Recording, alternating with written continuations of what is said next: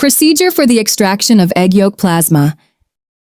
Before starting, it is important to disinfect the egg with 70% ethanol. This will eliminate any possible contaminants from the shell.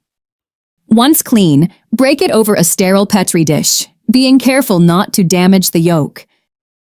Remove the egg white by moving the yolk side to side in the dish.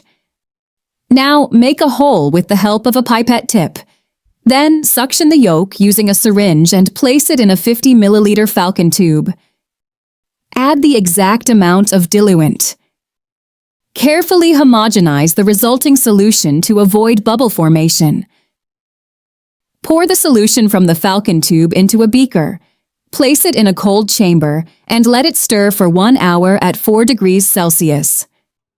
Once stirring is complete, transfer the mixture to Eppendorf tubes.